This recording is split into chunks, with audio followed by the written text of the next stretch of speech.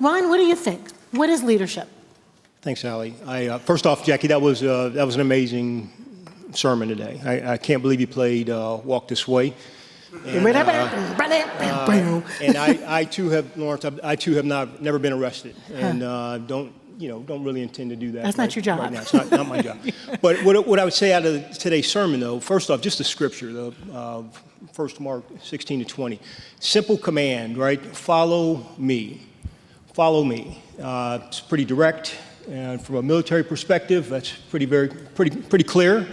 But how do you get people to follow you is really the better question. And to Allie's question, what is leadership? How do you get people to follow?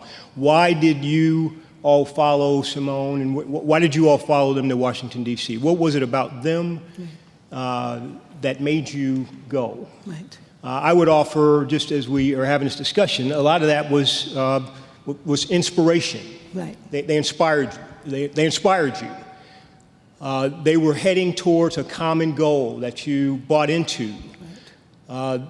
It might have been what's going on with this bill. Right. It might have been, hey, we need to get off of this beach and get to safety. So follow me and do as I do. As a matter of fact, in the infantry, that's the motto of the Army infantry, is follow me. It was coined by a guy by the name of Major General Aubrey Newman, landing on the beaches in 1944, World War II. They're under fire, and it was, okay, we're getting off this beach, follow me. But again, why did people get up and follow him? And I think that's a question for us. Common goal, shared sacrifices. You got arrested, Jack. Yeah. You know, shared sacrifices, shared danger, demonstrated competence, and trust in that competence. I think those are all reasons why we follow people. And I'd also say, how do you recognize a leader? How do you recognize the leader out there? Is it just because he's or she is wearing the rank? Yeah. Is it because they're out in front? Is there such a thing as leading from the middle? Is there such a thing as leading from behind? Those sound like they're negative. I mean, we've had some negative words about those kinds of principles, but how do you recognize the leader in formation, in what they're wearing? Is it just because you're wearing a cross? Is it because you have the ring on? Is it because you're wearing the rank?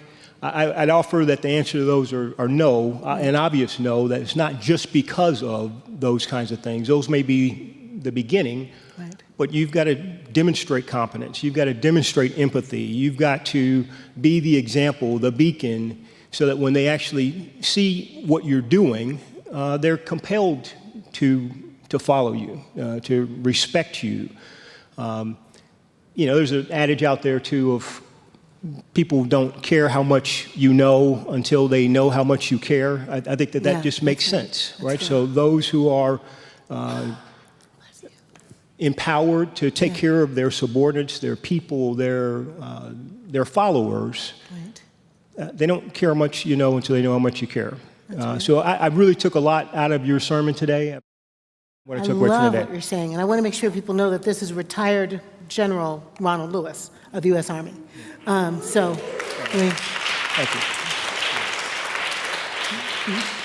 you. You've had to lead in some hot and fiery times. I want to come back to that. One of the things you said, Ron, that's so interesting to me, we're going to get off this beach, follow me.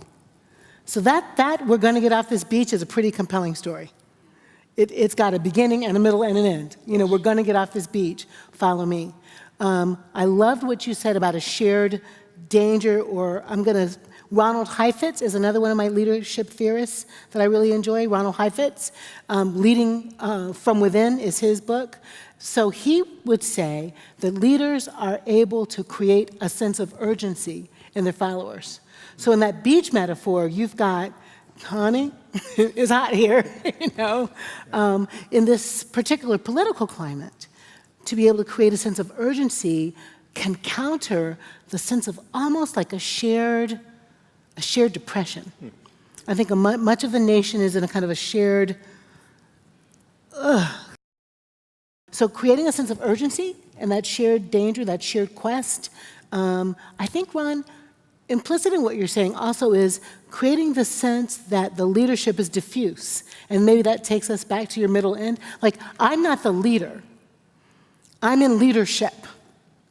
And so the leadership at middle is me and Shanta and Kent and the board and the elders and the deacons and the staff and you.